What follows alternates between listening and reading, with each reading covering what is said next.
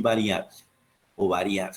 Fíjese, por eso le pusimos el nombre de síndrome escrotal. Entonces, manifestaciones clínicas parecidas, que le duele, que hay aumento de volumen, que hay tal cosa, pero que la etiología es variada. Entonces, cuando uno habla de síndrome escrotal, ustedes se habrán dado cuenta cuando estudiaron la anatomía, que el escroto es una bolsa que está ubicada en la zona por debajo del pubis y del pene, y que esa bolsa escrotal, uno habla de síndrome escrotal porque ese es el escroto, es una bolsa, pero cuando uno habla del escroto tiene que tener muy claro que tiene una parte que es el continente, es la bolsa escrotal en sí, la piel, que son las bolsas escrotales. Cuando uno las ve por el rafe medio son dos bolsas escrotales, bolsa escrotal derecha y bolsa escrotal izquierda. Por eso dice uno que en el escroto habla del continente, es el saco o es la bolsa que se encuentra por debajo del pene y de la sínfisis púbica. Y decimos aquí que está dividida en dos partes por un tabique mediano, y es lo que nos da bolsa escrotal izquierda y bolsa escrotal derecha. Pero cuando nosotros hablamos de síndrome escrotal o síndrome escrotal, tenemos que tener pendiente y tomar en cuenta que de la bolsa escrotal hay que ver que ese es el continente y tenemos que tener cuidado o no olvidar cuál es el contenido de la bolsa. Y el contenido, como vemos aquí, uno es el testículo, el otro es el epididimo y el otro es el cordón espermático. Este es el testículo, que se lo estoy marcando aquí con la flechita. Este es el epididimo y este es el cordón espermático. Estos tres elementos forman el contenido de la bolsa escrotal. La bolsa escrotal como continente también tiene algunas particularidades y ya las vamos a describir.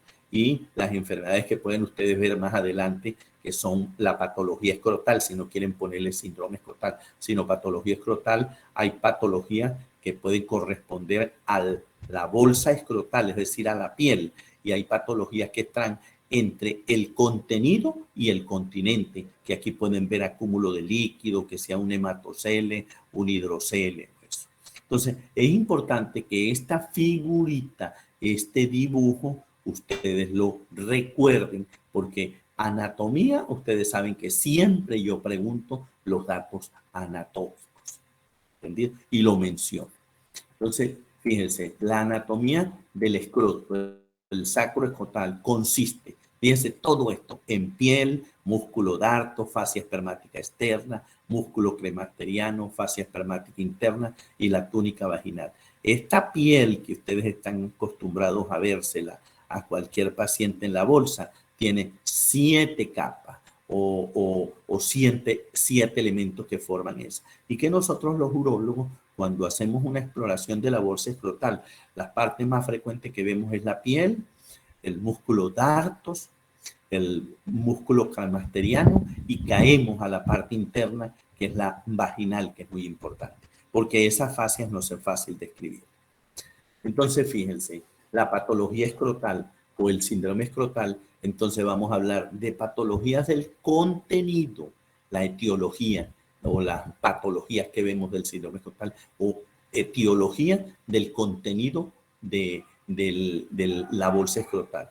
Vemos patologías como una torsión testicular, patologías de la torsión de hidátide, epididivitis, orquitis, tumores, varicocele, hidrocele, una hernia inguinoescrotal, sobre todo cuando hay persistencia del conducto peritoneo vaginal, los quistes de epididimo y los traumatismos.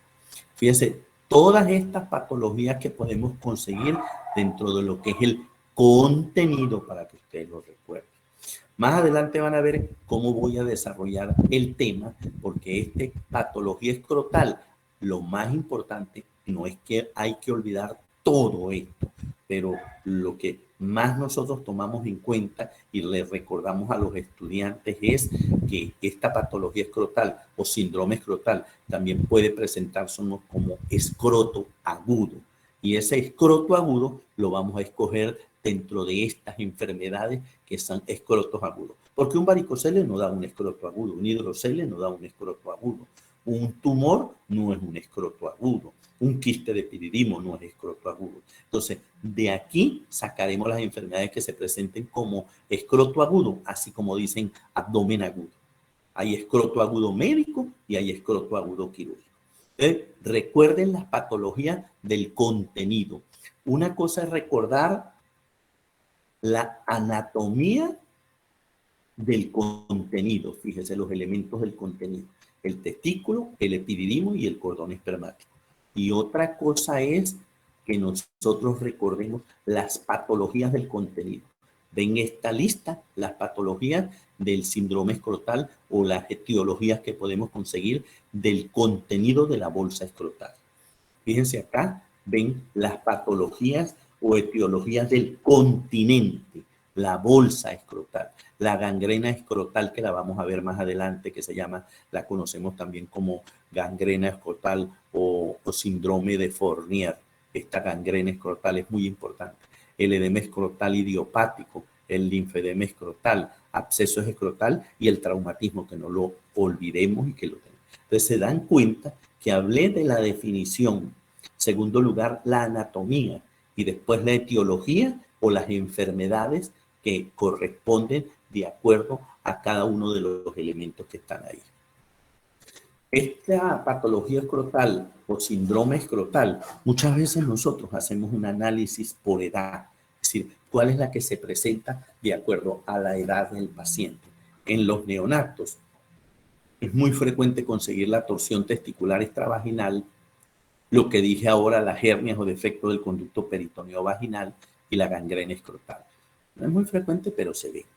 En la edad escolar está la torsión testicular, la torsión didáctere y la infiltración en los testículos por leucemia. ¿Se acuerda cuando le hablé de tumores de testículos que hablaron ustedes? Y yo les hice un apartado donde le dije que habían dos enfermedades que podían comprometer el testículo y eran extratesticulares, no tumores primarios de testículo, la leucemia o linfoma. En el adolescente la torsión testicular, la orquitis y la epididimitis. Entonces ustedes vieron que yo les mencioné en la etiología del continente la torsión testicular. Y fíjense, hay torsión en el neonato, hay torsión en el escolar y hay torsión en el adolescente. Entonces, según esta frecuencia, ¿creen o no conveniente que desarrollemos ese tema como patología escrotal y que de golpe lo veamos como síndrome, como escroto agudo? Se dan cuenta que la frecuencia en estas edades nos hace que lo estudiemos. Y pasamos a edades más avanzadas, la tercera década de la vida, está aquí los tumores de testículo, más o menos hablando de 20 a 30 años, a 40 años, como lo vieron. Pero sigue apareciendo la torsión testicular y aparece la epididimitis. Entonces se dan cuenta que este tema nosotros lo vamos a tocar aparte en esta clase, como vamos a tocar otros. En el adulto, hernias, hidroceles, espermatoceles, toman de nuevo la gangrena escrotal y los traumatismos.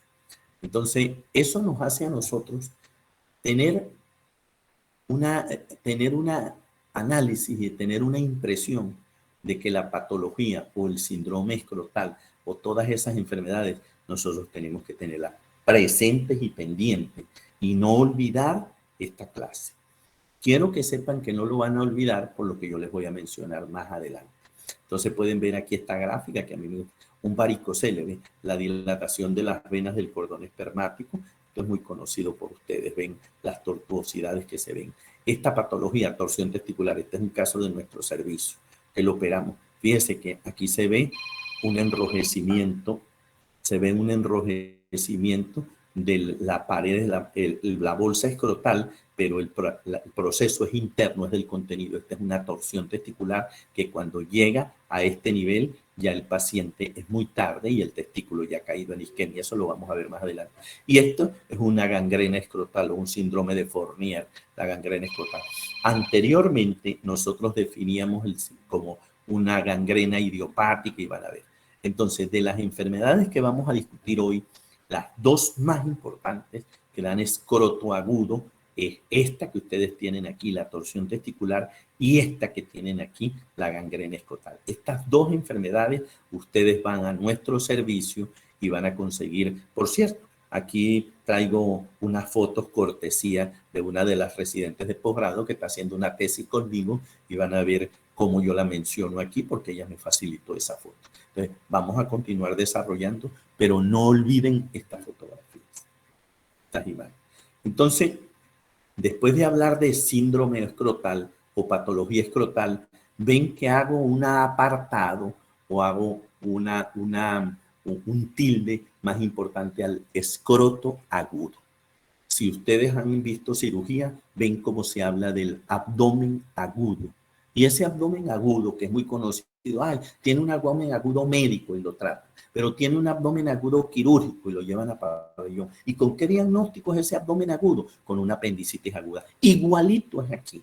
Nosotros decimos, tenemos un paciente con un escroto agudo y le ponemos 2 punticos, va para pabellón, una posible torsión o una torsión testicular. Y lo llevamos con ese diagnóstico, ¿entendido? Este paciente tiene un escroto agudo que tiene una síndrome escrotal de Fournier, una gangrena de Fournier, y lo llevamos para hacerle una limpieza quirúrgica. Entonces, fíjense cómo se define un escroto agudo, cómo lo definen como un abdomen agudo o cualquier cuadro agudo. Son afecciones o patologías que se presentan a nivel del escroto o su contenido, de la bolsa escrotal o su contenido, de aparición brusca, cuyo síntoma predominante es el dolor, el cual amerita un diagnóstico temprano y preciso, de manera que pueda establecerse rápidamente un tratamiento oportuno. Entonces, esta definición es importante que la revisen y que la vean con mucho cuidado, porque a veces cuando yo coloco palabras preguntas de desarrollo, tenemos, porque yo también fui estudiante en esa época, pues una característica que la definimos, una definición, como cuando yo pregunté sobre qué era una lesión renal menor, que nosotros los estudiantes debemos ponernos palabras para que la oración sea redactada bien y no la hagamos como un telegrama, porque a veces un telegrama es que la respuesta son 3 cosas, que por decirle, lo vi mucho, yo las coloqué la mayoría bien, pero veía que, porque es más, les gustan las preguntas de selección, pero es importante que nosotros tengamos respuestas claras, bonitas y bien redactadas, porque cuando uno pregunta qué es una lesión renal menor, pues pueden encabezar una lesión renal menor, son aquellas lesiones donde hay una contusión o lesión del parénquima que puede comprometer 1 o más de 1 centímetro, pero que lo más importante es que esa lesión no alcanza el sistema colector o excretor y eso conlleva a que no haya una escape o haya pérdida de orina, como no hay lesión del sistema colector hacia el espacio perirrenal. ¿Entiende? Uno puede poner palabras que ayuden a redactar lo que se está diciendo. Entonces, fíjense esta definición, escroto agudo, y también recuerden que es un síndrome escrotal, ¿entiende? Porque hay que aprender a desarrollar cuando a uno le hagan una pregunta. Entonces, fíjense lo grande que es. Son afecciones que se presentan a nivel del escroto o su contenido. Ya lo saben, porque donde quiera que vayan de ahora en adelante, cuando le hablen de bolsa escrotal, ustedes tienen que aprender a decir, el escroto tiene 2 cosas, la bolsa, que es el continente, y lo que tiene adentro, ¿verdad? De aparición brusca, cuyo síntoma predominante es el dolor, pero puede que no sea el dolor, aumento de volumen, puede que no sea aumento de volumen y dolor, sino un olor que no es el normal, que necesita que nosotros hagamos un diagnóstico, pero el diagnóstico viene dado porque el tratamiento a veces tiene que ser temprano y oportuno. Esta es una definición que la copié yo cuando hacía estudios de posgrado de urología. Adelante. Entonces, causas de escroto agudo, ¿ven? Que aquí en el escroto agudo, causas o patología de escroto agudo, tengo que escogerlas de las que dije del síndrome escrotal, porque allá eran todas. Aquí decidí cuáles son las más importantes y las que vamos a definir nosotros hoy. Causas de escroto agudo, tenemos la torsión testicular, tenemos la torsión de un hidátide testicular, los hidátides hemorgánicos que se conocen como restos embrionarios, una epididimitis, una erquitis, una hernia inguinoescrotal dolorosa, o atascada por persistencia del conducto peritoneo vaginal. Un hidrocelia a tensión, que yo lo pongo medio interrogado porque no me parece tanto. Una gangrena escrotal, lo que le digo un síndrome escrotal, una celulitis escrotal que la definimos más adelante. Y los traumatismos escrotales que ya ustedes vieron, eso es un cuadro agudo, pero como ese ya lo vieron, lo vamos a dejar de lado. Entonces de aquí vamos a seleccionar 3 que vamos a dar, o 4. La torsión testicular, que es sumamente importante. Una torsión didátide que no es muy frecuente, pero es importante que la sepan que existe. Los procesos inflamatorios y esta gangrena escrotal. La vamos a desarrollar en esta clase de hoy. Entonces, fíjense, la torsión testicular es una patología o una afección que está dentro del escroto agudo. Yo les dije que le iba a hacer un comentario sobre esto porque yo ya tengo más o menos, creo que como unos 30 años ahí con ustedes en la ULA dando clase y siempre recuerdo, pero he visto diagnósticos tardíos y mal hechos de torsión testicular. El diagnóstico se ha equivocado ahora cuando lo van a ver, que hay diagnósticos diferenciales. Y les puse una lámina que van a ver más adelante para que vean que no es que se equivoquen solo los que no son urólogos, sino que hay un porcentaje de diagnóstico de error en los urólogos. Bueno, yo recuerdo hoy día un buen cirujano aquí en la ciudad de Valera, un médico muy capaz, y recuerdo que hace unos 15 o 20 años me llegó a Pabellón, yo estaba operando y me dijo que me traía un paciente de la zona baja, cuando él era médico rural y que él lo había estado tratando, era el día martes, que lo vio el día viernes de la semana pasada y pensó que era un proceso inflamatorio dentro del testículo y le puso tratamiento, pero que como no mejoraba me lo trajo. Cuando llegó a Pabellón evalué el paciente y le dije, mire doctor, yo creo que aquí el error fue en el diagnóstico, esto no es una epididimitis aguda, esta es una torsión testicular. Lo grave que tenemos es que esta patología que ustedes van a ver ahorita depende del tiempo y la torsión hay que actuar a las 4 horas, a las 6 horas, antes de ese tiempo de destorcer para que el testículo no se necrose, no caiga en isquemia y necrosis. Bueno, en efecto, cuando él lo subió, yo lo vi, le dije, bueno, ya la emergencia pasó, déjemelo, yo lo voy a preparar para llevarlo a Pabellón y cuando nosotros exploramos el paciente, esta no es la imagen que van a ver más adelante de ese paciente, pero así lo conseguimos negrito como una morcilla. Y el problema está en hacer un diagnóstico temprano. Entonces, esta patología que quiero que se la lleven hoy, los que estén en clase, la tienen que pensar en todo paciente que les llegue de 10 años, de 8 años, de 15 años, de 20 años, como lo vieron en la frecuencia por edad. Descartar.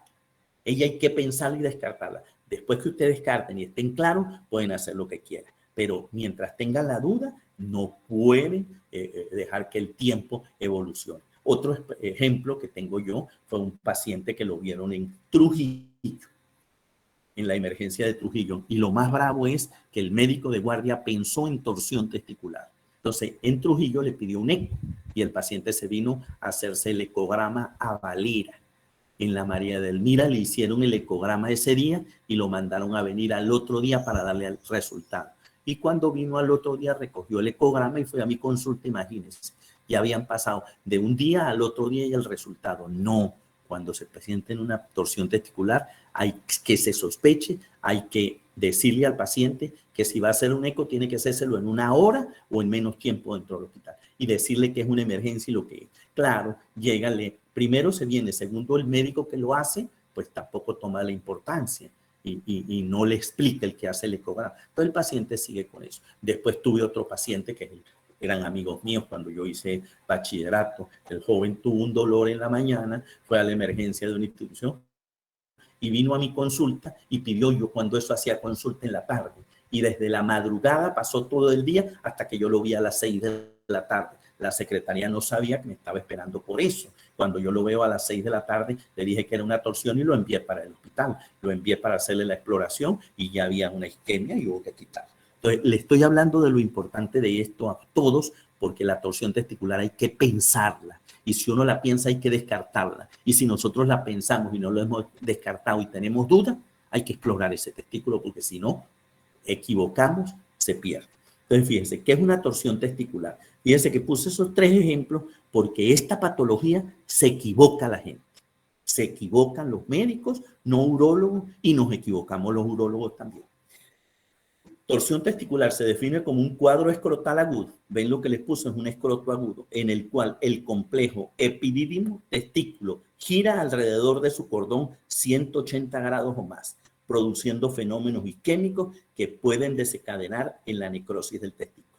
Léanla ampliamente y se dan cuenta que el testículo pende del cordón y ese testículo puede dar una vuelta y 2 vueltas. Y la sangre que le viene por el cordón que lo alimenta puede provocar una isquemia, y la isquemia en una necrosis, y la necrosis en pérdida del testículo. Fíjense, este es un paciente que fue en nuestro servicio, nosotros lo operamos, vino con un dolor, pero comenzando como a las 3 horas de haberle dado el dolor, 2 o 3 horas, y ustedes ven que este testículo está más elevado que el derecho, ¿entienden? ¿Qué condicionó? Que aquí se hizo un diagnóstico temprano y mire lo que ocurrió. Este testículo lo exploramos y lo que estaba era que tenía una vuelta. Nosotros lo que hacemos, había girado. Lo que hacemos es regresarlo, ponerle que el cordón esté bien orientado sobre el testículo, lo volvemos a regresar a la bolsa. Esta es la vaginal y este es el testículo. Esta es la vaginal donde abrimos. Aquí ven ustedes que tiene una vuelta y este otro dio la vuelta 180 grados y pasó a la otra vuelta. Nosotros lo que hacemos es destorcerlo, permitir que la sangre le llegue, vigilamos cómo están el color y la vascularización, lo volvemos a regresar y hacemos lo que se llama una apexia y lo fijamos. Pero fíjense este que le dije, este también es de nuestro servicio. Este no hay duda que este paciente era tardío, porque fíjese que en el otro no hay reacción inflamatoria sobre la bolsa escrotal. ¿Ven? Este es fácil de examinar y decir si el testículo está levantado, el epidídimo está horizontalizado y es una torsión. Lo exploramos y vieron. En cambio aquí ya hay un edema de pared escrotal que le dificulta a uno determinar qué hay, y en ocasiones el paciente, cuando no lo diagnostica temprano, después lo confunde con otra patología como la epididymitis. Fíjense aquí, tiene una vuelta, 2 vueltas, 3 vueltas, y ven esto negro isquémico. A este paciente hay que quitarle el testículo, él perdió su testículo. Entonces, estos son los ejemplos grandes que les doy yo antes de desarrollar el tema, porque esto es muy importante para un médico. Entonces, la fisiopatología de la torsión, eso ni que hay que preguntarla. Hay la torsión, hay oclusión vascular, la oclusión lleva isquemia, la isquemia lleva un edema del testículo y el escroto, y hay una necrosis del complejo testículo epidídico. Eso es muy sencillo. ¿Qué factores hacen que el testículo se tuerza? Bueno, óiganlas, las ven, no se preocupen, porque yo no las pregunto a ustedes, pero a los médicos de mi servicio de posgrado sí es importante que sepan los predisponentes. ¿Qué factores son predisponentes y qué factores son desencadenantes? Predisponentes es una inserción anómala del cremaster, una fijación mesentérica estrecha, es decir, el mesenterio que tiene el testículo, una túnica vaginal voluminosa que se inserta arriba del cordón, y pacientes con testículo, el descenso es defectuoso. Todos estos son factores que hacen que los testículos se tuerzan. Es decir, se ha revisado y ven qué hallazgos consigue uno dentro de la bolsa escrotal. Y los desencadenantes es espasmos del cremaster y los traumatismos. Fíjense que el hijo de ese amigo mío, que yo lo vine viendo como a las 7 de la noche y la torsión había sido como a las 4 de la madrugada. El papá decía que le iba a botar la bicicleta porque ese muchacho había estado y era un traumatismo y tal. Probablemente la bicicleta, el ejercicio, hubo un golpe o el estímulo del cremaster, que es el músculo que permite que la bolsa escrotal esté relajada o retraída. Ese pudo haber un estímulo de ese músculo y torció el testículo. Pero quiero que vean la importancia de esto, porque el testículo tiene un impacto, 1, en la reproducción y 2, en la estima y en la sexualidad masculina. Entonces, cuadro clínico de una torsión testicular. Fíjense esto. Dentro del escroto agudo, el cuadro de una torsión testicular. Dolor intenso y súbito en el testículo. Eso es muy importante. Cuando el paciente le dice a uno que tiene un testículo que le ha venido doliendo 1, 2, 3, 4, 5 días y se hincha, uno puede pensar que es una epididimitis inflamatoria. Pero cuando el dolor dice que se acostó a las 9 de la noche sin dolor y que en la madrugada despertó con un dolor de aparición brusca, súbito, hay que pensar en una torsión testicular. La tumefacción del órgano. Pero este es un problema, porque ustedes vieron la figurita esta que yo les puse de la tumefacción. Cuando ya llegué aquí, ya prácticamente se ha perdido. Hay que evaluarlo cuando no tiene tumefacción, sino cuando está de primero. El enrojecimiento de la pared del escroto, no. Ni esto es importante, porque cuando ya está aquí se confunde con la epididimitis, el proceso inflamatorio, que lo vamos a ver más adelante. Entonces, todos los elementos ya son un poquito tardíos. Dolor abdominal bajo, esto es importante, porque cuando el cordón se tuerce, da eso. Náuseas y vómito también es importante. Entonces, el dolor intenso, súbito, el dolor intenso y de aparición súbita. No es un dolor progresivo y crónico, no. Es un dolor de aparición brusca o súbito, que se acompañe de dolor abdominal bajo en la zona de abajo y que haya náuseas y vómito. Estas dos partes tienen que ver, el segundo y el tercero, con diagnósticos tardíos. Aquí, los hallazgos a la exploración del examen físico. Esto es muy importante, pero repito, esto es cuando el cuadro es reciente, dolor de aparición brusca o súbita, y usted lo examina y no ha habido el proceso inflamatorio y eso. Entonces, testículo doloroso retraído hacia arriba. Aquí lo ven, lo ven más levantado. Testículo, este paciente con este testículo que diga que está doloroso, que esté retraído hacia arriba, que tenga un epididimo que en vez de estar lateralizado como uno lo tenga, esté horizontalizado, eso hay que pensar en ese diagnóstico. Entonces, en la exploración clínica es un testículo doloroso y retraído hacia arriba, el testículo en sus etapas iniciales, el epididimo se palpa en una posición anormal, es aquí horizontalizado. Que después de un tiempo, como lo dije antes, hay edema y enrojecimiento, es difícil diferenciarlo. Pero hay algo que sí nosotros tenemos que tener en cuenta, que cuando hacemos esta maniobra, pero yo no la pregunto porque los libros la confunden, el dolor después de aumentar, el dolor puede aumentar cuando se levanta el testículo. Es decir, cuando hay un proceso inflamatorio, al levantar el testículo, el dolor disminuye, pero cuando hay torsión testicular, al levantar el testículo, el dolor puede aumentar. Cuando uno lo mueve en este caso. Entonces, uno le pone signo de PREN negativo y otro signo de PREN positivo. Yo elimino lo del signo de PREN, pero sí le digo que en una torsión, al levantar el dolor, al levantar el testículo, aumenta. Cuando hablamos de epididimitis, como está inflamado, al levantarlo, disminuye. Entonces, es importante que ustedes recuerden esto. Para hacer el diagnóstico vieron que era importante la clínica, pero quiero que sepan que hay que pensar en esa enfermedad. Hay que pensar en que tenga una torsión testicular. Si no se piensa en la torsión, pasa inadvertida. Ayudarse uno con diagnóstico. Vieron lo que está aquí, el ecodoppler, y ven lo que está señalado, un gammarama de perfusión testicular. El ecodoppler o hacer un ecodoppler o sencillo para ver si tiene o no flujo, hay que tenerlo eso a la mano donde uno está, porque si el paciente se manda a hacer a la calle, fuera de la institución, de pronto se pierde. Y si cae en manos que no estén muy claras y no le hacen ese día el examen y no se le explica bien al familiar, entonces se presentan al otro día con el ecograma, pero ya el testículo no tiene nada que hacérsele, por lo que van a ver más adelante. Entonces, esto es importante y fíjense que nosotros tenemos que entender estos tres diagnósticos diferenciales de una torsión testicular: la epididimitis aguda, la orquitis aguda y los traumatismos. En ese caso, el que le dije del colega había pensado que él tenía una epididimitis aguda.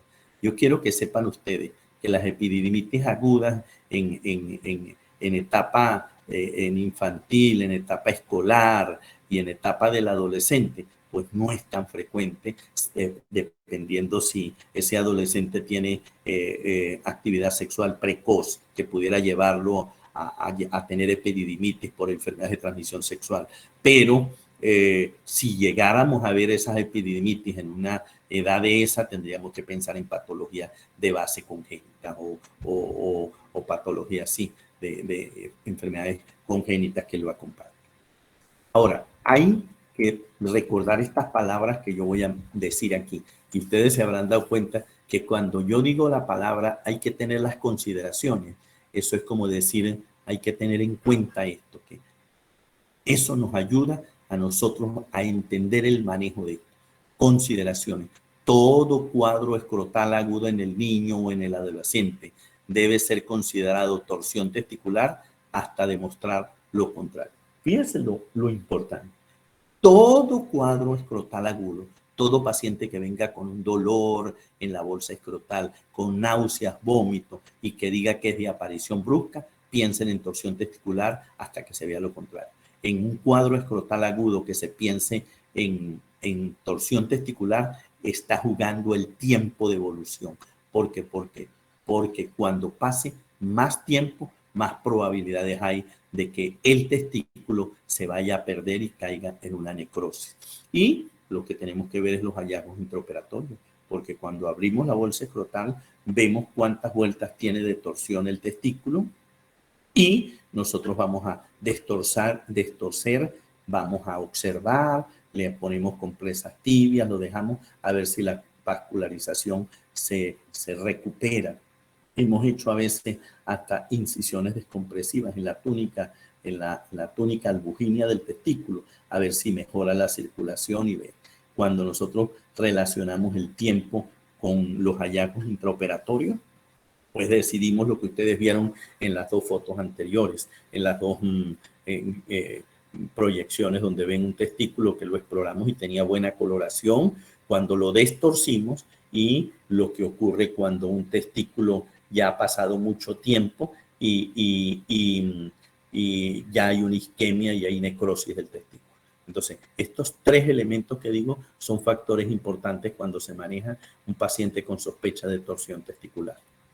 Entonces, fíjense esto lo recuerdo yo y lo conseguí despuesito de cuando ya estaba en mi área de urología, por la época cuando planteé la definición aquella y me di cuenta que los diagnósticos de torsiones testiculares no eran solo los médicos generales los que se equivocaban. Y por ahí creo que aquí está, en el 2001, ¿sí? ya hacía un tiempo prudencial de que yo había egresado, conseguí este trabajo en el Urology, donde se hacía una revisión de los diagnósticos de torsiones testiculares y había error en el diagnóstico. En un 45% de médicos no especialistas se equivocaban en el diagnóstico. Imagínense cuántos testículos se podían perder. Y un 10% de médicos especialistas en urología. Entonces, para que vean que el diagnóstico, como se los dije, no fue solo de ese médico joven, egresado de la universidad, alumno mío. En mi servicio han habido diagnósticos tardíos. Yo recuerdo que a mí me llevó uno de los residentes ya de la especialidad de cirugía, uno tratado por él, y el diagnóstico también había sido confuso, ya estaba en posgrado, pero no era del de urología. En nuestro servicio, yo todavía que recuerde que esté de urología, no he visto ninguno que ellos se hayan equivocado en el diagnóstico, porque cuando lo presenta, pues el urólogo está más pendiente y ellos están más pendientes de que no se equivoquen en eso. La torsión testicular, el pronóstico. Entonces, fíjense lo que les dije que era importante el tiempo de evolución, porque a medida que pasa el tiempo, más daño pueden tener a las 4 horas, daño de las células de Sertoli, a las 6 horas, las estructuras de las tubulares, y a las 12 horas de destrucción de las células de Leydig. Entonces, por eso, muchas veces hay que operar, pensar en el diagnóstico y si hay una torsión testicular, explorar y regresarlo. Porque a veces puede que el testículo no lo pierda, pero puede terminar en problemas de daño del compromiso del tejido testicular y que se comprometa la reproducción por por tiempos tardíos analizando esto. Por eso que no siempre es solo pensar en que haya que perder el testículo, sino que algunos pacientes de estos, por la isquemia que tuvo, se produzca una hipotrofia o una atrofia del testículo. Y aquí ustedes ven el tratamiento. Este es muy conocido para nosotros, una distorsión manual. Esto hay que hacerlo con cuidado y si uno piensa de que lo que tenga es una torsión normal de una sola vuelta. Y segundo, tener cuidado de si uno hace una torsión manual a nivel de una emergencia sin hacer la exploración del escroto, pensando en una torsión, hay que hacerlo con mucha cautela y tener mucho cuidado. Lo segundo es la exploración y fijación quirúrgica de uno o de los dos testículos. Y cuando el testículo vemos que está malo y está isquémico, necrótico, pues retirar. Y aquí está la conducta que tomamos nosotros, y ya yo se la dije más o menos. Esta conducta es más para el servicio de nosotros del posgrado, ¿entendí? Ahora viene la otra, la torsión de las girátides. Estas girátides de testículo, recuerdan que le dije que el testículo estaba, la bolsa, el continente era el testículo el epididimo y el cordón espermático. Y aquí ven puro el deferente. Aquí estos elementos pueden tener torsiones, sobre todo las apéndices testiculares o hidatis de Morgane. Estos elementos son como unos quistecitos o quistes pediculados. Ellos pueden torcerse y dar un escroto agudo, pero que este escroto agudo es menos aparatoso porque la reacción de dolor inflamatoria es más localizada. No se compromete ni el testículo ni se compromete el epididimo. Esta patología es poco frecuente de verla. Yo creo que desde que estoy aquí en Valera, yo he visto 2 casos de torsión de hidátide o de apéndices testiculares o epididimos. Entonces, eso a veces hay que, para diagnosticarlo, pensar que existe. Yo recuerdo que una vez la doctora Andreina Lacorte de pediatría me llamó con un paciente que lo tenía con ese dolor y fui y lo vi. Y como era, creo que 10 años, algo, yo le dije, bueno, para cambiarle la edad, mándemelo con 12 o 13 años, me lo manda al servicio y yo lo programo para operar. Ese es uno de los que he operado y otro lo vi, creo que lo operó el área de pediatría, cirugía pediátrica. Entonces, la torsión de hidates no se conoce bien la etiología, como vimos anteriormente, sino que no es la etiología. ¿Cuál es el factor? Aquí está como mal colocado, porque pongo etiología. El mecanismo para que se tuerza la hidate se desconoce. Se han propuesto factores traumáticos o relacionados con el deporte. Ese quistecito o esa hidate de que ustedes vieron, ¿cómo se tuerce? Yo he entendido y lo que he visto es que tiene como un pediculito largo y le permite que dé 1 o 2 vueltas. Y al producir las vueltas, pues él produce el dolor, produce la isquemia y produce la reacción inflamatoria. Entonces, la torsión de hidates de signos y síntomas. El dolor en el testículo igual que el otro, pero hay unos signos de flebosis y se palpa el dolor. Es en el polo superior del testículo, en la parte superior del epididimo.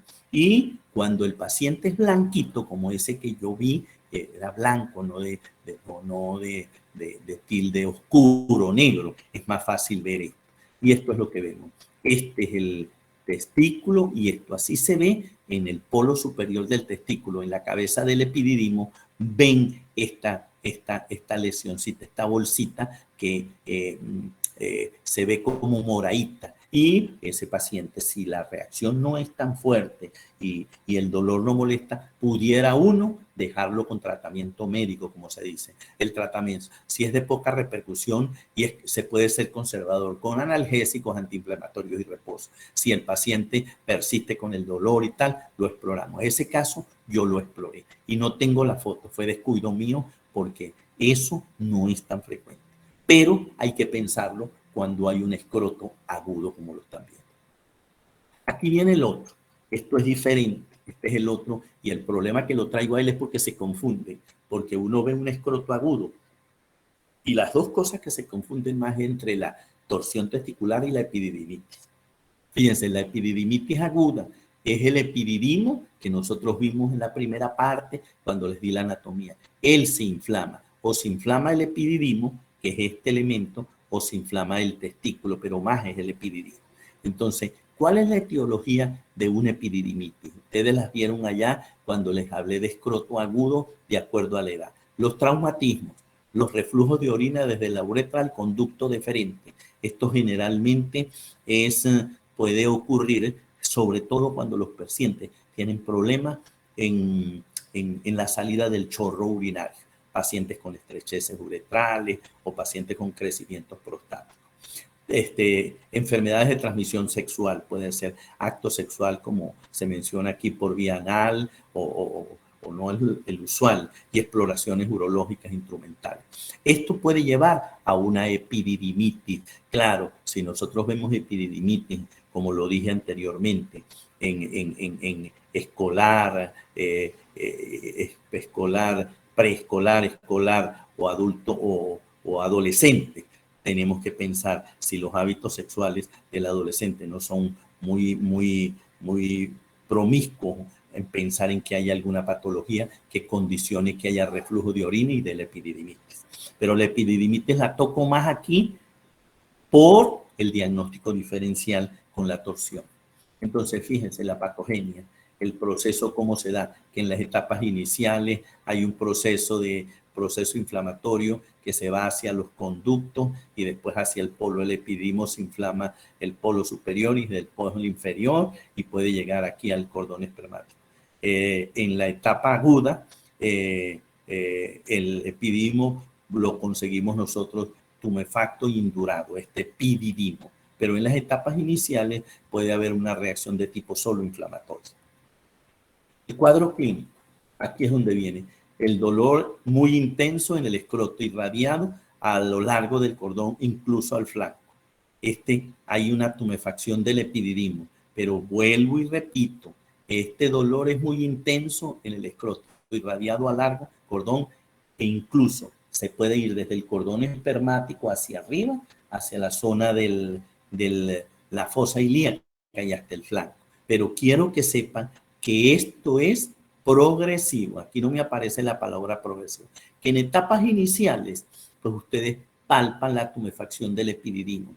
Que el signo de PREN es positivo. Aquí el dolor, pongámoslo positivo aquí, que disminuye al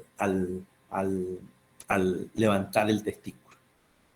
Aquí, esto a veces tiende a confusión este signo y yo a veces le digo, mire, no me lo mencionen o no lo pregunten, porque a veces en la literatura yo lo reviso y dicen uno es positivo y el otro es negativo. Temperatura, pues claro, tiene fiebre. Algunos pacientes que tengan patologías que haya sido por problemas a nivel de la uretra, se les puede mandar a conseguir hacer un exudado uretral. Y la próstata a veces, dicen los libros y nosotros, que hay pacientes con prostatitis agudo crónica que llevan ahí. Pero yo quiero más que esta lámina hacerle que en la epididimitis el proceso no es agudo, es progresivo. En segundo lugar, nosotros podemos ver que el paciente que nos llega generalmente no está en edad escolar, preescolar, escolar o adolescente. Son pacientes de más edad y ellos nos dicen que el dolor comenzó hace varios días, que tienen fiebre y escalofrío y que el testículo le duele. Y cuando nosotros logramos verlo como el proceso es lento y progresivo, no es un proceso isquémico que avanza rápidamente. Nosotros podemos palpar y diferenciar bien el testículo del epididimo y ver el engrosamiento que tiene ese epididimo y el diagnóstico en la epididimitis es muy fácil para nosotros cuando vemos que es una epididimitis clara. El problema en la torsión es cuando llega un poquito tardía o no está clara, que se confunde con la epididimitis. Muy frecuente la torsión testicular se confunde. Y entonces, los datos de laboratorio no es de importancia. Esto para ustedes, yo lo que quiero es que la epididimitis la tengan como diagnóstico diferencial. El diagnóstico de fíjense, en una epididimitis. Cuando nosotros vemos una epididimitis, nosotros pensamos que si la epididimitis es por TBC, o es un tumor de testículo, que es una torsión de testículo, o es una torsión de hidátides testiculares, un traumatismo o una orquitis ureal. Ven como aquí a la epididimitis la diferenciamos con las que nosotros diferenciamos la torsión testicular, porque está metido dentro de la bolsa escrotal y lo que esté ahí, pues uno tiene que también tenerlo en cuenta. Yo he tenido pacientes que vienen con dolores testiculares de un tiempo, pero yo digo, ¿tanto tiempo han pasado? 6 meses, 8 meses. Entonces yo digo, no, esto no debe ser una epididimitis. Sí, que le dijeron que era una inflamación del epididymo. Vengo y lo examino y lo que tiene es una tumoración de testículo. ¿Entiendes? De acuerdo a la evolución y al tiempo uno los ubica. Ah, no, que este tiene aquí, le dijeron que era una epididimitis. No, pero es que él se cayó y se dio un golpe en las... Ah, no, esta es una epididimitis traumática, pues un traumatismo de testículo.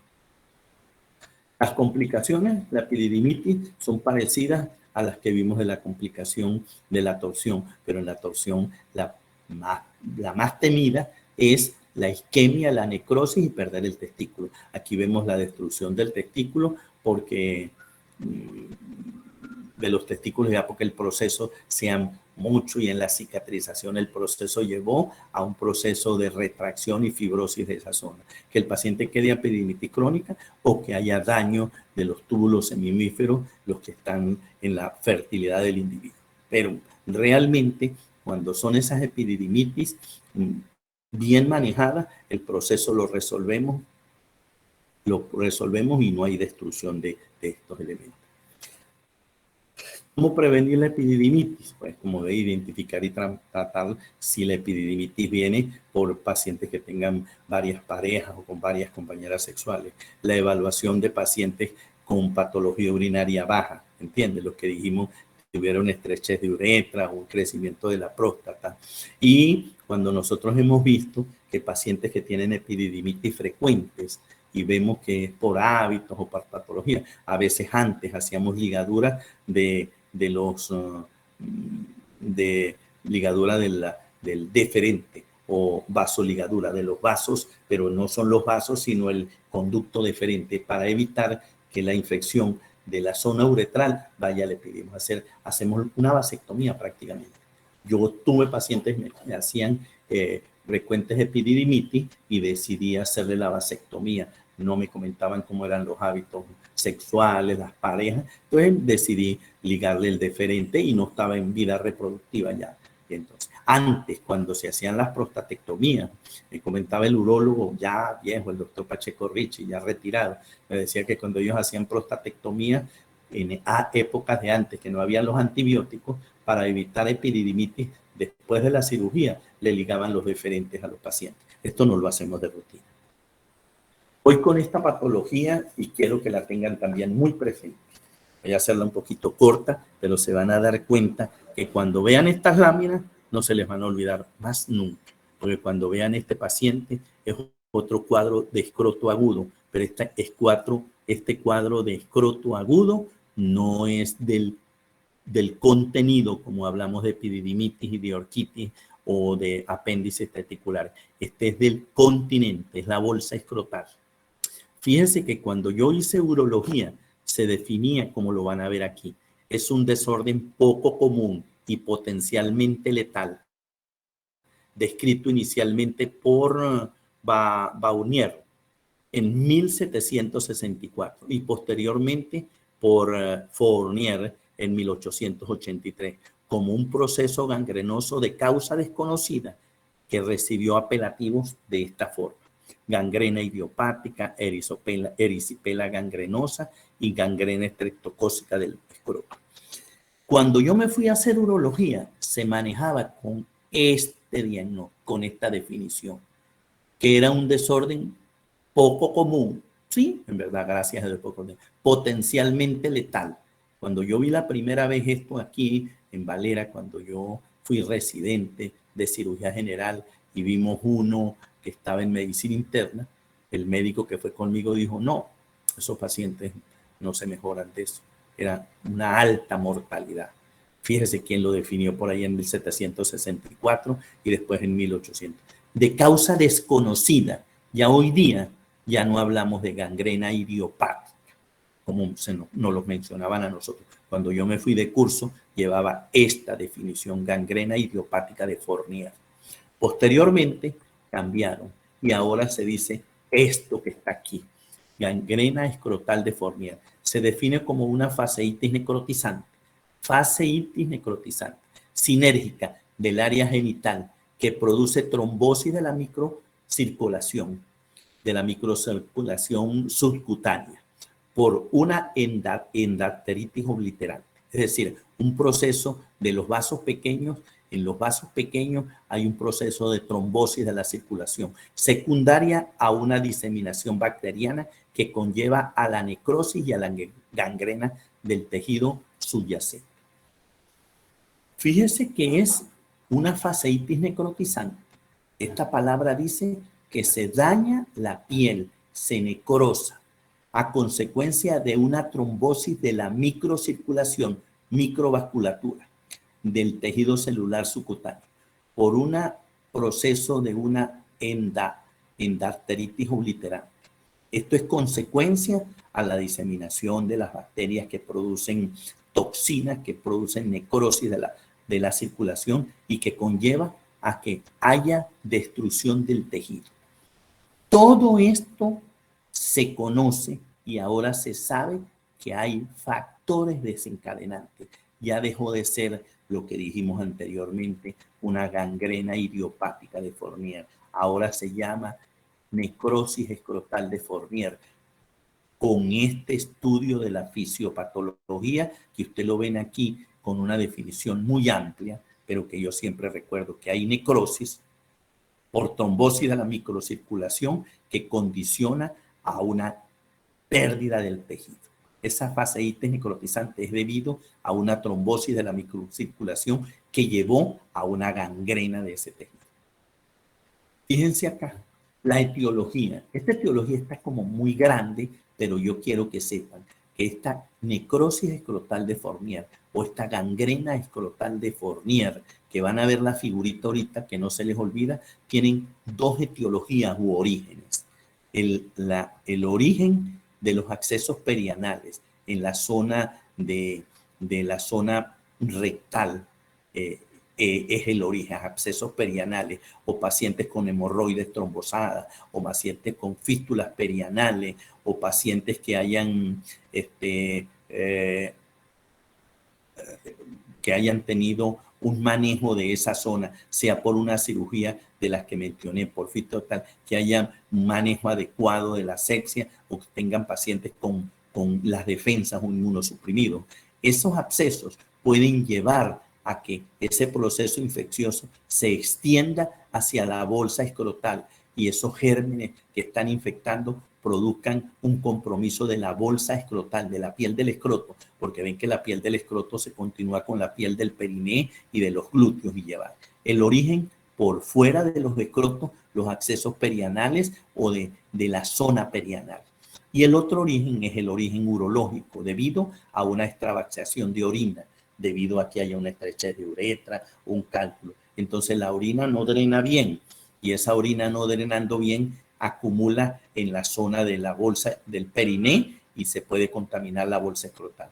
Pero estos dos orígenes son los más importantes. O el origen perianal de los accesos perianales o zonas perianales, procesos infecciosos, o el origen en la zona urinaria, en procesos obstructivos de la salida de la orina. Estos son los dos más frecuentes, pero si ustedes ven acá, ven esta lista, todos estos elementos que están mencionados aquí, que hacen una descripción más amplia. Traumatismos tanto urológicos como proctológicos. Los proctólogos que operan hemorroides, fístulas, abscesos, heridas en el recto, las biopsias rectales, ligadura de las hemorroides, las dilataciones anales, los procesos quirúrgicos anorrectales y urológicos, los abscesos escrotales del diabético, los carcinomas de esa zona, las diverticulitis y las hemodiálisis pueden llevar a todo esto. Todos esos procesos pudieran llevar a una hemodiálisis o una diálisis con la colocación de los túbulos para la diálisis peritoneal. Se ha descrito que han llevado por procesos de la pared extenderse hasta la bolsa escrotal. Entonces, se dan cuenta que ya aquí se mencionan los orígenes o la etiología y que la palabra que yo me llevé cuando fui a posgrado era idiopática o no conocida o que desconocida, como ven aquí, y ahora no. Nosotros vemos el paciente, le dimos esta definición, estudiamos estos factores para corregirlos y haciendo este apartado. En la mujer también puede darse el necrosis escrotal de Fournier, pero ya no sería necrosis escrotal, sino la necrosis de los labios mayores y de los labios menores. puede haber en la mujer una necrosis de Fournier, porque puede pasarle lo mismo a los elementos de la vulva y del perineo.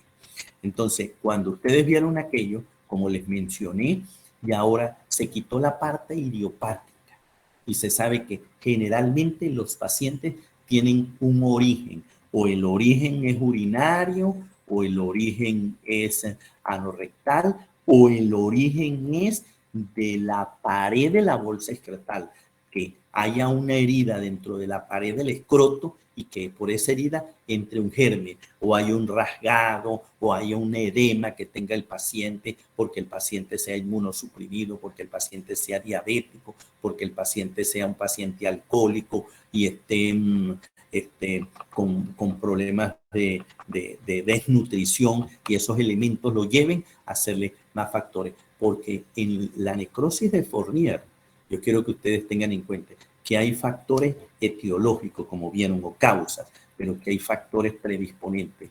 Y la necrosis es más frecuente en los diabéticos, es más frecuente en los inmunosuprimidos, es más frecuente en los pacientes alcohólicos. Todos esos elementos tienen que ver, pero ya se determinó que hay causa y buscamos la causa. Cuando a un paciente nos llega a urología que está orinando mal y que ha hecho orina al periné y ha hecho esa reacción en la bolsa escrotal, pues nosotros derivamos la orina, hacemos la limpieza y ya corregimos la causa o la etiología, que lo causó era la filtración de orina, el urinoma. Pero si el paciente viene por cirugía general, nos hizo una bolsa, una necrosis de Fournier y estamos tratándola, pues si hay un problema perianal, le tratamos nosotros nuestro Fournier, lo manejamos y todo, pero se le dice hay que corregir el problema. Este tiene una fístula perianal, este tiene un absceso perianal, y le decimos hay que ayudar a manejar esa enfermedad. Entonces las mujeres. Entonces fíjense, la puerta de entrada, o puede ser una puerta de entrada por una celulitis localizada a nivel de la pared de la bolsa escrotal, o puede venir de otro lado, que venga el proceso de una filtración urinosa, o que venga una enfermedad de la zona perianal, como son, como les dije, una fístula, un absceso perianal, un divertículo, una fisura de la zona perianal, y que por ahí venga la entrada. Hay un proceso de inflamación, después a las horas va avanzando, se produce una endarteritis y después la trombosis vascular. Esto termina en que no le llegue sangre al tejido, y un tejido que se haya provocado una trombosis, y como ustedes ven, necrosis escrotal, ustedes saben que necrosis de este tejido no sirve, y si el tejido no sirve, hay que hacer una limpieza quirúrgica, y de ahí viene lo que van a ver ahorita. Los agentes etiológicos que me pasaban. Yo los recuerdo y los nombro, pero generalmente en este proceso de necrosis están involucrados varios gérmenes. De los gran negativos, ven esta lista. De los cocos aeróbicos positivos, ven estas que están aquí mencionadas. Y de las bacterias anaeróbicas, que estas son muy agresivas. Entonces, por eso nosotros le damos triple cura al paciente dentro de lo que es el manejo de los antibióticos para tratar la infección.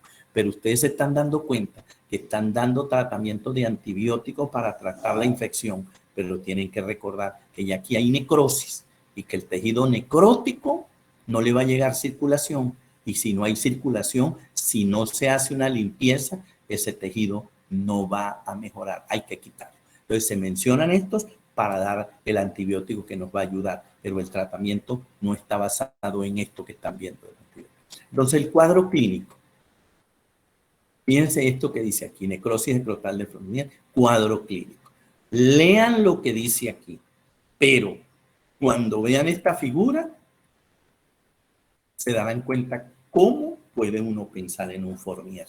Voy a regresar para que vean lo que está escrito con es un proceso que es progresivo, tiene un pródromo variable de pocas horas a varios días. Eso varía. Hay gente que dice que tiene pocas horas a varios días. Todo depende de la agresividad del germen en producir las toxinas que producen necrosis, trombosis de la microcirculación. En ocasiones se dice que hay compromiso del estado general, que hay fiebre. Tal. Yo no pregunto esto porque todo esto que ustedes ven, todo esto de necrosis y crepitación, que el cuadro tóxico, cuando usted ve en el paciente y lo ven respirando y lo ven y pasan para esta otra lámina que dice aquí, a veces aparecen ampollas llenas, nada, eso no, y al tacto rectal pueden aparecer crepitaciones, al tacto, no rectal, perdón, porque como al tacto crepitación, sí, eso tiene aire porque son gérmenes productores de aire que producen también la necrosis. Entonces, el paciente le puede llegar a uno así. Este es un caso de nuestro servicio. Llega primero con un dolor y un aumento de volumen de la pared escrotal, ¿eh? Con enrojecimiento y molestia. Este era un paciente diabético. El paciente, el antecedente que tenía era que tenía una picazón y rajado en la pared escrotal. No le conseguimos problemas en el tracto urinario bajo, que fuera la orina que estuviera drenando. Y fíjese, como a las 6 horas, como este paciente, mire el color que ya tenía, necrosis de la microcirculación. Entonces, a veces hay que ver la agresividad del problema circulatorio que tenga y compromete, porque a veces no conseguimos ni origen perianal aquí atrás en el recto, ni origen urinario. El paciente era diabético y por el mal manejo de un proceso inflamatorio en la bolsa escrotal, por ahí entró la enfermedad. Pero hay casos donde el origen no es a nivel de la bolsa escrotal, viene de otro lado o viene perianal de esta zona o viene de la vía urinaria, que la uretra no drena bien y cae orina al periné o a la bolsa escrotal y se infecta. Y fíjense dónde terminó este paciente. Hubo que hacerle, se le pudo seleccionar cualquiera de los antibióticos para los gérmenes que vieron allá, pero este tejido necrótico hay que quitarlo y mire cómo se quitó la piel y mire cómo quedan estos testículos al aire y este testículo.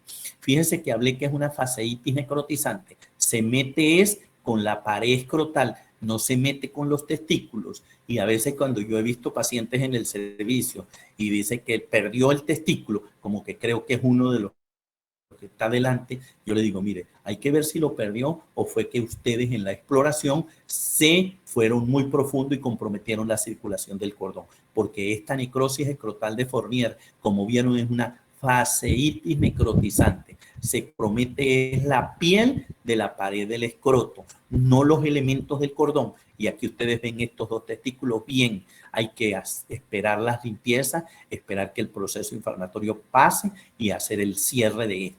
Estos cierres a veces lo hacemos los urólogos. En mi caso, en mi formación, yo aprendí a cerrarlo cuando el defecto no era tan grande. Cuando el defecto es muy grande, buscamos a cirugía plástica para que nos ayude. Creo que el próximo caso que les voy a mostrar es cirugía plástica, quien nos acompañó. Entonces, el tratamiento. Fíjense que aquí les menciono el tratamiento.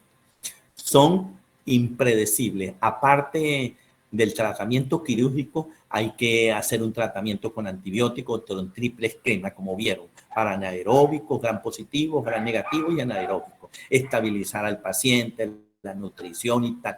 Todo depende, porque a veces cuando hay un paciente con una necrosis escrotal que compromete mucho la zona perianal, a veces hay que hacerle hasta una colostomía, derivar el tubo digestivo y hacer una cistostomía, derivar el tubo urinario para hacer. Se debe proceder inmediatamente a deshibridar todo el material necrótico, lo que ustedes vieron aquí. Esto hay que dehibridarlo, quitarlo, resecarlo. El esquema de antibióticos sugerido es esto que ven, una triple cura, metronidazol, aminoglucósido y cefalosporina. Entonces, se darán cuenta que el tratamiento no es con antibióticos, porque aquí dice necrosis y cuando el tejido está necrótico hay que actuar. Y entonces dice, ¿y será que se demoró muy poco? No, cuando esa necrosis, cuando esa patología de Fournier empieza, termina en necrosis. Porque aunque ustedes lo vean como lo vieron aquí anteriormente, dicen, ay, ¿por qué no lo paramos aquí?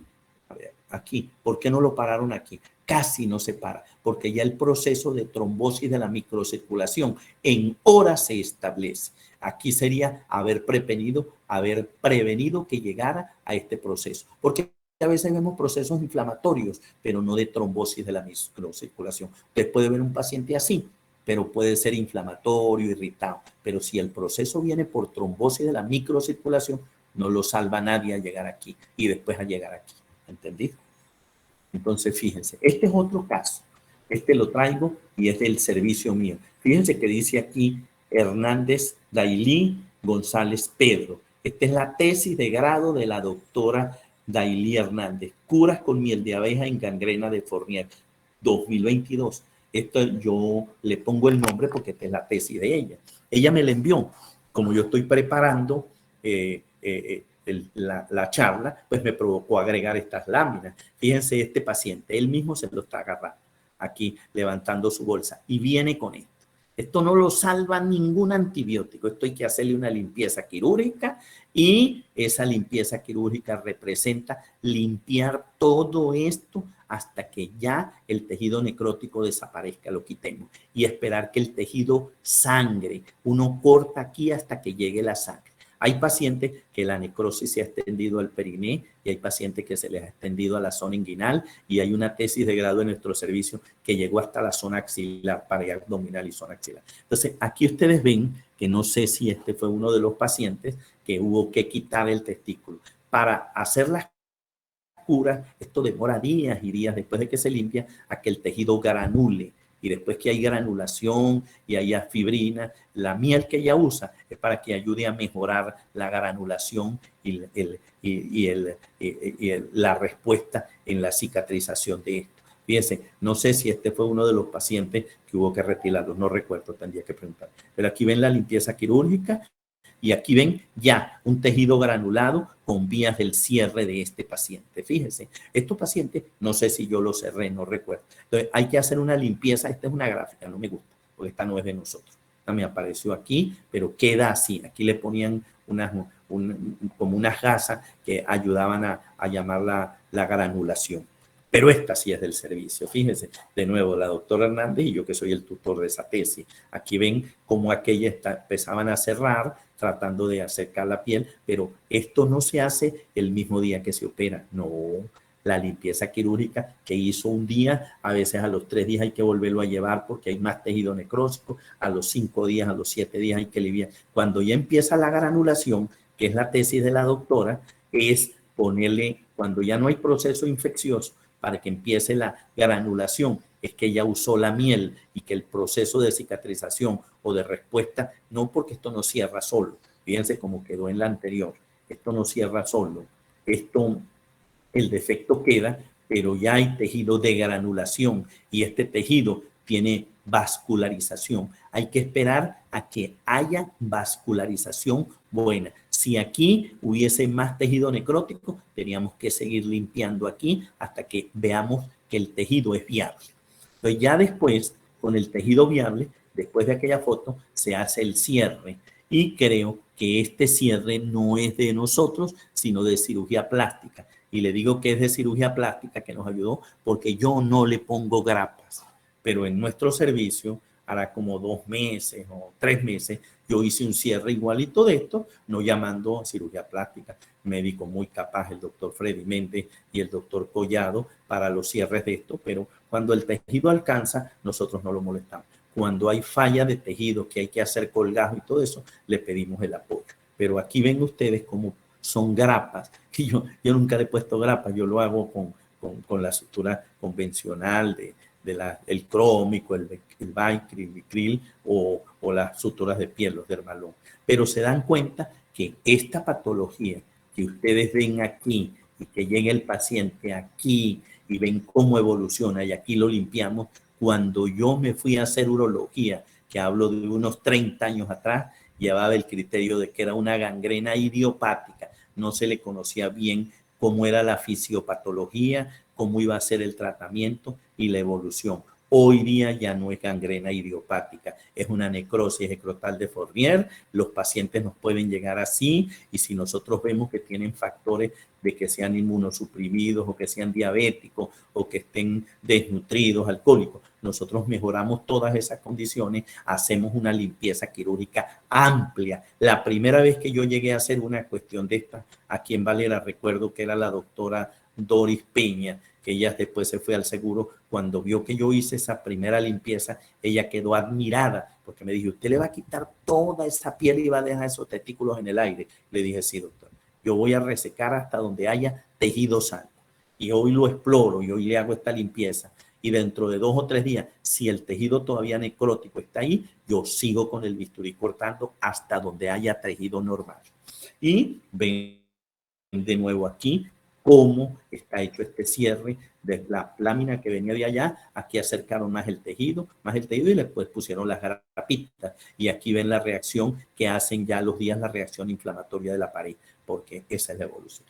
Entonces, fíjense, muchachos. La patología escrotal, como le dije, el síndrome escrotal o la patología escrotal es muy amplia y es muy variada. Y es del continente o es del contenido. Del contenido siempre les menciono la torsión testicular, porque es muy grave para un estudiante, perdón, un médico joven, de los que nos vamos a un medio rural a trabajar, donde no tenemos quien nos dé apoyo ni nos oriente, que se nos presente un paciente de 15, 20 años y nosotros lo confundamos, torsión testicular con una epididimitis. Y a las 24, 48, 72 horas nos damos cuenta, pero ya el daño está hecho. Entonces hay que pensar en ese diagnóstico. Y en el segundo lugar, que quiero que recuerden, es esta necrosis escrotal de Fournier. Porque a ustedes les va a llegar un paciente gordo, obeso, descuidado, con un mal olor en la zona escrotal, lo revisan y a veces pueden pensar que es una celulitis sencilla o que es un absceso escrotal y no. A veces lo que está detrás es una fasciitis necrotizante. Es un paciente con una trombosis de la microcirculación ahí, porque hay otra trombosis de la microcirculación por aquel síndrome de Leris, de problemas vasculares, pero eso no se da entonces nada más en el pene, se da en la piel del pene, en el escroto, circulación en los miembros inferiores hasta los dedos. En cambio, esta es una trombosis de la microcirculación de la piel de esa zona. Entonces, hay que tenerlo en cuenta, hay que pensarlo y hay que verlo para poderlo diagnosticar. Nuestro servicio tiene una alta experiencia en el manejo de estos pacientes y con una muy baja letalidad, no como cuando yo me fui hace 30 años, un poquito más a estudiar más el área, porque cuando yo ya había hecho cirugía y uno manejaba eso de otra forma. Entonces, muchachos, muchas gracias por la atención. Quiero que me digan si me están oyendo, ¿sí? Sí. Jóvenes, bueno, voy a preguntarles algo. ¿Habían visto lo que era la gangrena escrotal de Fournier? ¿Alguno de ustedes la habían visto? Sí, por fotos yo la había visto anteriormente. ¿Y en el servicio nunca la habían visto? No, es que, bueno, yo nunca he ido a urología y no Bueno, sé si alguien aquí ha cuando ido. hayan pacientes quedaré pendiente de que les pase una foto. Creo que a 2 grupos anteriores yo les pasé foto y le dije vayan y lo ven, porque esos pacientes hay casi que aislarlos, porque ustedes vieron cómo cambia en términos de horas las 3 foticos que les puse juntos. Usted lo ve en la mañana, al mediodía y en la tarde, pero resulta que cuando llegó en la mañana tenía 8 días por allá sin venir, ¿sí me entienden? Está poniéndose cremas y todo. Y vieron lo que es la torsión testicular, si habían oído hablar de esa patología, de que a alguien se le puede torcer el testículo y lo puede perder. Sí. Bueno. Entonces, con esto le doy un enfoque más para que tengan el interés en urología. Estas dos patologías, estas dos patologías caracterizan mucho al urólogo, porque son patologías que usted se las ve afuera en la bolsa escrotal. Lo que pasa es que a veces, cuando la bolsa escrotal está inflamada, usted no sabe qué es lo que tiene en la mano, ahí es donde viene el enredo. Pero me contenta que me hayan oído, me gustó que vieran este tema, no sé si fui lo suficientemente didáctico, porque estos temas son mucho de especialidad, pero tienen el problema de que llegan primero a la medicina general, al médico de atención primaria, a ustedes los médicos cirujanos jóvenes. Entonces tienen que saber que esas dos enfermedades le existen. La segunda, a veces con el olor, ya ustedes dicen, ay, aquí como que hay una necrosis de eso y lo voy a enviar. Pero la primera tiene mucha confusión. ¿Vieron los errores que puede haber? Yo vi eso en un trabajo y dije, se lo voy a poner, porque entiendo que se confunde, pero no debemos entrar en esas estadísticas. Hoy día, como es una medicina clínica, no dependemos de un tomógrafo, de cosas grandes, nosotros podemos prevenir. Buenas tardes, muchachos. Entonces espero las tres jovencitas, los tres, el día viernes a las 8:30 en el servicio para que veamos el examen. Muchas gracias a ustedes. Me queda la clase del jueves para cerrar la academia con ustedes y los espero más adelante en quinto año para que lo que han visto aquí lo pongan en práctica en quinto año de medicina y el tiempo que estén en la emergencia del hospital. Buenas tardes, jóvenes. Gracias por oírme. ¿Sí? Gracias a usted, doctor. Ok. Que estén, Gracias. que estén muy bien, muchachos. Muy complacido de ustedes. ¿Sí? Espero que el examen, el otro, pues salgan igual que como salieron ahorita. Aunque voy a hacer un poquito más difícil ahí, ¿sabes? Para que no se me copie. Bueno, jóvenes. Buenas tardes. Nos vemos entonces, ¿sí? Estén bien. Igualmente. Hasta luego.